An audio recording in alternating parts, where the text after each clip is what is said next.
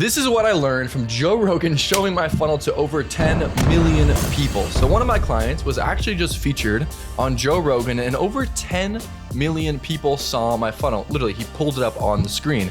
And luckily, before my client ever got invited onto, the biggest podcast in the world, we'd already started working together.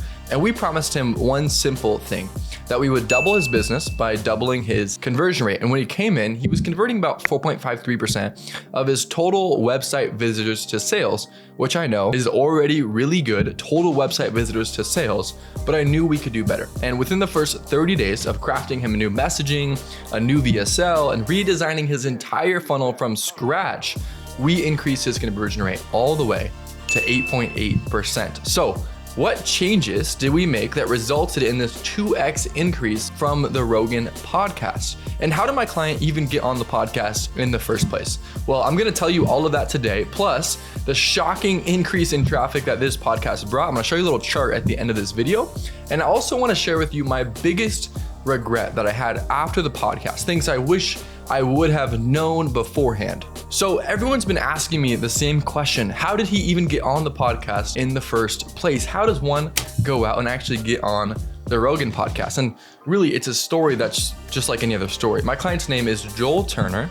He's a former SWAT sniper and an expert in archery and firearms shooting. He has amazing courses on these subjects at his company, ShotIQ.com. And I was actually a customer of Joel's at ShotIQ.com, and so was Rogan. He purchased one of his courses a few years ago, gave him a raving testimonial, and he actually mentioned him on the podcast a dozen or so times prior to him actually coming on, but the relationship ended there. They didn't really know each other until earlier this year. Joel flew out to Austin to train with a mutual friend of Joe's on archery, right? And that friend invited Joe over to train with Joel as well. And after that, Rogan texted Joel inviting him on to the podcast. There's no tactics. Joel didn't ask. It was just old-fashioned relationships. That seems like how Rogan invites people on, just people he wants to talk to. And that's how he ended up on the podcast. So there are 4 tweaks that we made to the funnel beforehand that cumulatively increased its revenue generation by over 100%. So here they are. The first thing we did was broaden the messaging to match, really the sliding scale of awareness. So this concept comes from Eugene Schwartz's book, Breakthrough Advertising. And the concept is, where does the traffic fall on the scale of awareness, which goes from completely unaware to most aware, right? Where are they at? What do they know about your product and your solution? And we asked this question, solving the specific problem in shooting, as well as the solution we offered. Where would this influx of traffic sit on this scale? And his old funnel messaging spoke to people who are most involved in the sport of shooting. They used lingo that the average shooter just didn't really understand, which left people, feeling confused, thinking they didn't have a problem and they needed no solution, right?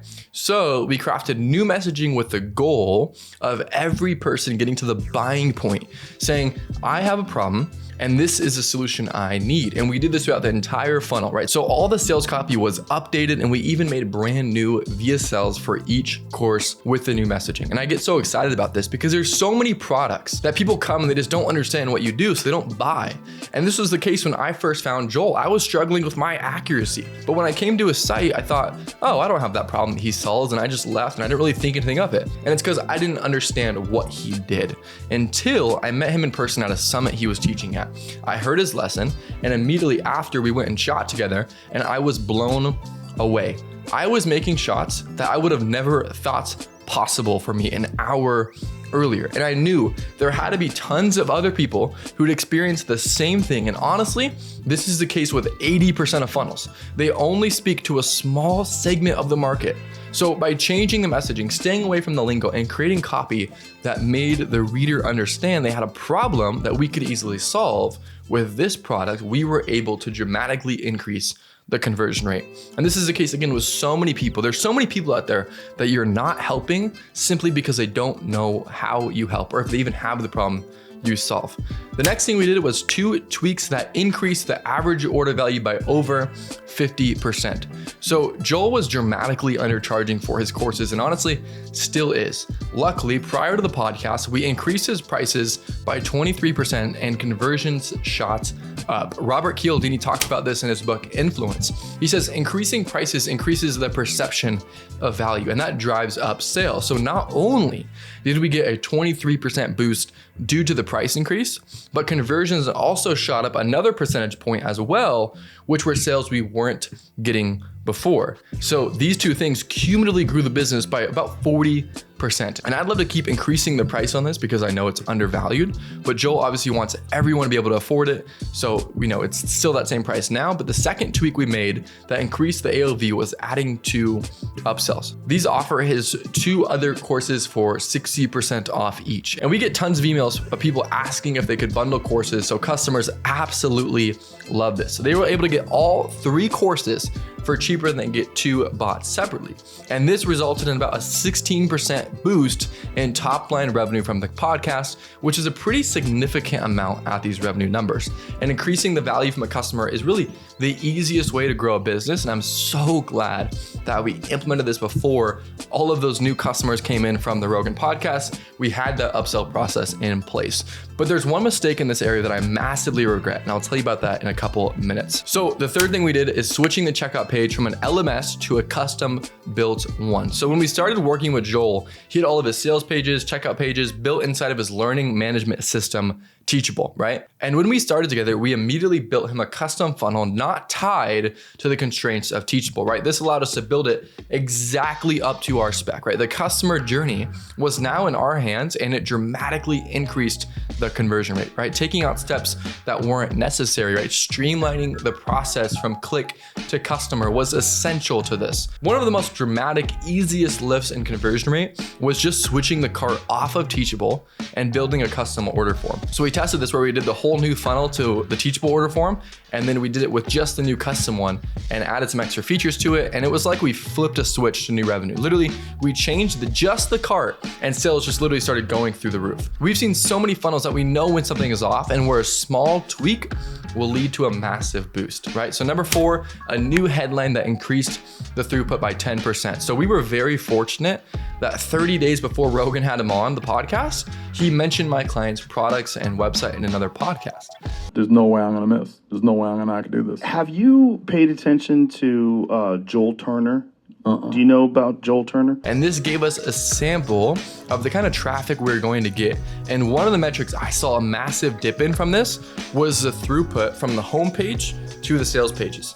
And the biggest driver to this is the headline, right? Above the fold, right when you get there, what does it say? So we changed a headline that somebody would get from the result, as well as added some curiosity. And this change increased the throughput and brought it back up to baseline. And then as a result, increased the revenue. Now, sadly, we didn't do everything right on this podcast. There's one big regret I had after this podcast. One thing I wish I would have known before. So Joel has 3 products, one for archery, one for rifles, and one for pistols. And before the podcast, the archery class made up 90% of his revenue, and the funnel primarily pushed the rifle and the archery podcast. There's 2 buttons, one for rifle, one for archery. And in order, to really sell a solution to someone, they need to have a problem, right? If there's no problem, then there's no solution. And I'd assume 70% of people that listen to the Joe Rogan podcast probably don't shoot a bow or a rifle, right? And pistols are probably the most common firearm. And we had tons of people asking if we had a pistol course, which we do, and they just had to scroll a little bit on the homepage to find it, but people weren't finding it because it wasn't above the fold. And I wish I would have added it up there above the fold before the podcast, because I think we would have gotten a lot more people, a lot more sales from people who, don't shoot bows, don't shoot rifles, but shoot handguns. But hindsight is 2020. I was thinking we get, not very many sales with this already.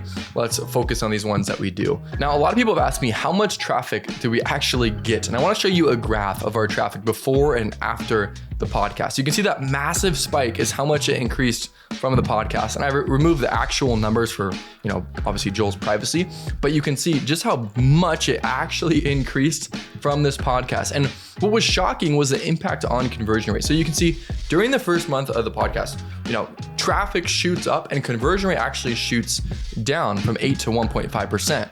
Now, 1.5%, really 100x in traffic, is a lot more than 8% of normal traffic, but it was still different than I'd really expect. I thought it would kind of stay steady, but there's so much traffic coming in. And then the conversion rate actually went up in the following 30 days. And even though the traffic died down in March, we still had almost the same amount of revenue as we did in February when the podcast came out.